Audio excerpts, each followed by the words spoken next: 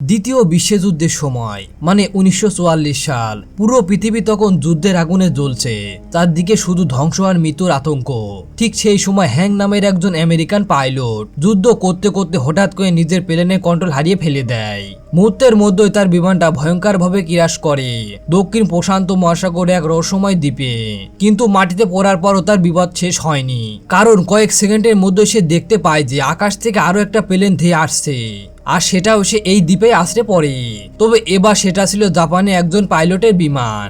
এখন সমস্যা হচ্ছে, তখন আমেরিকা জাপানের মধ্যে ভয়ঙ্কর যুদ্ধ চলছিল, তাই দুজন এক অপরকে দেখা মাত্র লড়াই করা শুরু করে দেয়। কেউ কাউকে ছাড় দিতে রাজি ছিল না।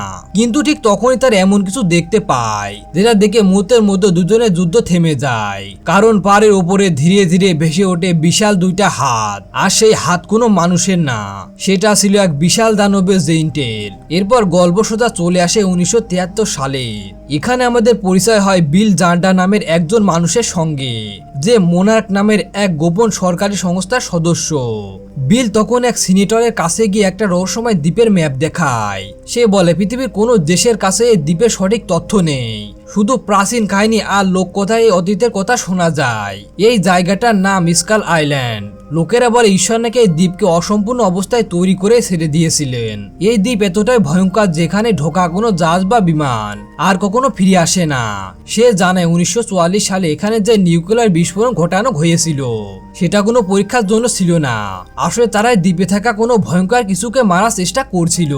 আর বিলের বিশ্বাস, যদি তারা দ্বীপে গবেষণা করার সুযোগ পায় তাহলে এমন কিছু আবিষ্কার করবে যা পুরো পৃথিবীর ধারণায় বদলে দিতে পারে।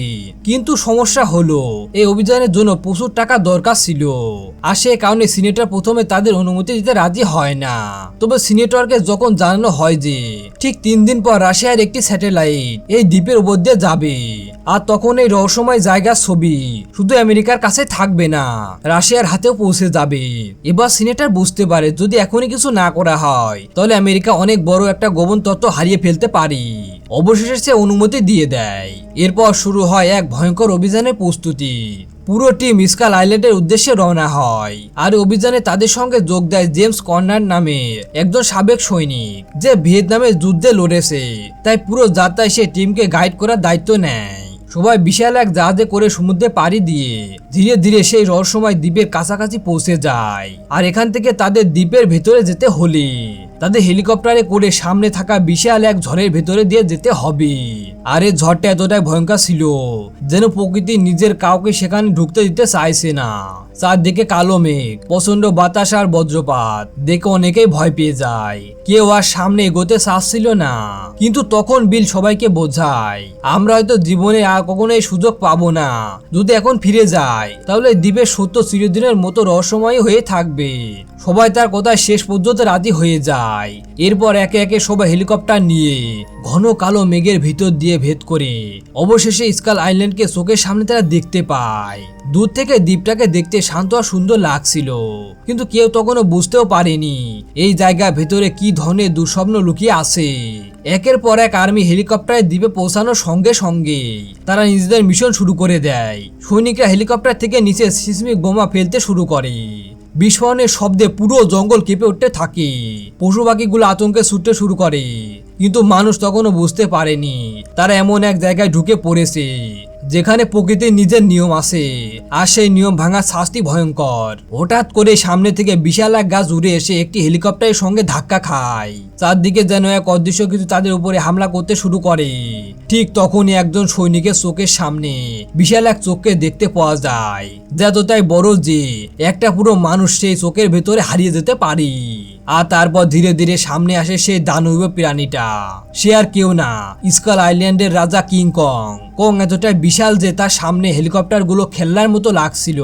এই দৃশ্য দেখে সৈনিকদের অবস্থা একেবারে খারাপ। ভয়ে তাদের চোখ বড় হয়ে যায়, কারণ তারা জীবনে কখনো এত বড় বিশাল ভয়ঙ্কর কোনো প্রাণী দেখেনি। কিন্তু এই আতঙ্কের মাঝেও তাদের কমান্ডার মেজর পেকার সঙ্গে সঙ্গে সবাইকে নির্দেশ দেয় কংকে চারদিক থেকে ঘিরে ফেলতে। এরপর সৈনিকরা আর কোনো কিছু না ভেবে কং এর উপর একের পর এক গুলি চালাতে শুরু করে। কিন্তু এত গুলি চালানোর পরও কংকে থামানো যাচ্ছিল না, কারণ গুলিগুলো তার শরীরে লাগছিল ঠিকই, কিন্তু তাতে তেমন কোনো ক্ষতি হচ্ছিল না যেমনটা তারা আশা করেছিল। কং নিজের 2 হাত তুলে সে হামলা ঠেকানোর চেষ্টা করছিল। হঠাৎ চেয়ে ভয়ঙ্কর এক গর্জন করে সামনে থাকা একটা হেলিকপ্টারে বিশাল ঘুষি মারে, আর 1 সেকেন্ডের মধ্যে হেলিকপ্টারের নিয়ন্ত্রণ হারিয়ে মাটিতে মিশে যায়। তারপর কং আরেকটা হেলিকপ্টার ধরে ফেলার চেষ্টা করে, কিন্তু এবার হেলিকপ্টারে ঘুরতে থাকা বেলেট তার হাতকে কেটে দেয়। ব্যথায় কং সঙ্গে সঙ্গে হাত ছড়িয়ে নেয়, কিন্তু বেলেট ক্ষতিগ্রস্ত হওয়ায় হেলিকপ্টার নিয়ন্ত্রণ হারিয়ে ফেলেছিল। পাইলট মরিয়া হয়ে সেটাকে সামলানোর চেষ্টা করছিল, কিন্তু শেষ পর্যন্ত সেটা জঙ্গলের দিকে ঘুরতে ঘুরতে নিচে পড়ে যায়। কং গর্জন করে উঠে নিচে পড়ে থাকা হেলিকপ্টারের দিকে তাকায়, আর সেই সময় কয়েকজন সৈনিক নিজের আহত সঙ্গীদের বাঁচানোর চেষ্টা করছিল, কিন্তু কং তখন আর থামার অবস্থাতে ছিল না। সে এক পা দিয়ে কয়েকজন সৈনিককে মাটির সঙ্গে পিষে ফেলে দেয়।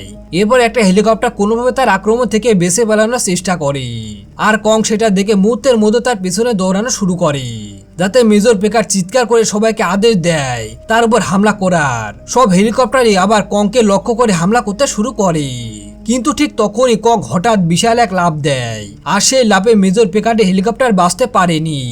মুহূর্তের মধ্যে সেটা সামনে থাকা আরেকটা হেলিকপ্টারের সঙ্গে ধাক্কা খেয়ে যায়। 2টা হেলিকপ্টারের সংঘর্ষণের পর কং বিশাল শব্দ করে মাটিতে পড়ে, তার বিশাল শরীর আছড়ে পড়তে চারপাশে ধুলোয় ঝড় উঠে যায়। এদিকে মেজর পেকারে হেলিকপ্টার পুরোপুরি ধ্বংস হয়ে যায়, কিন্তু কং তখনও থামেনি। সে চারদিকে ছুটে পালাতে থাকা সৈনিকদের মাটির সঙ্গে পিষে ফেলেছিল।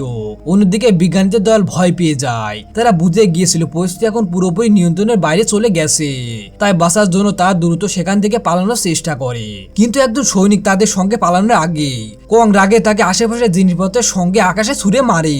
দুর্ভাগ্যজনকভাবে সৈনিকটা গিয়ে সোজা আরেকটা উড়ন্ত হেলিকপ্টারের বেলেটে আটকে যায়, আর পরের দৃশ্যটা ছিল ভয়ঙ্কর। মুহূর্তের মধ্যে তার শরীরটা টুকরো টুকরো হয়ে যায়, আর সে হেলিকপ্টার নিয়ন্ত্রণ হারিয়ে জঙ্গলের নিচে চলে যায়। তবুও ভাগ্যক্রমে মেজর পেকার বেঁচে যায়। সে কষ্ট করে ভাঙা হেলিকপ্টার থেকে বাইরে বের হয়, তবে তার এক আহত সৈনিক তখন হেলিকপ্টারের ভেতর আটকে ছিল, আর কং এক ঝটকায় তাকে তুলে নেয়। মেজর শুধু দাঁড়িয়ে দাঁড়িয়ে সেটা দেখছিল, কিছুই করা ছিল না তার। এরপর কং যেন পুরোপুরি নিয়ন্ত্রণ হারিয়ে ফেলে। সে একটা ধ্বংস হওয়া হেলিকপ্টার তুলে নিয়ে আরেকটার দিকে ছুঁড়ে মারে। তো বন্ধু, এটা ছিল কং স্কাল আইল্যান্ড মুভির ফার্স্ট পার্ট। যদি আপনাদের ভিডিওটা ভালো লাগে তাহলে এর পরের পার্ট অবশ্যই নিয়ে আসবো।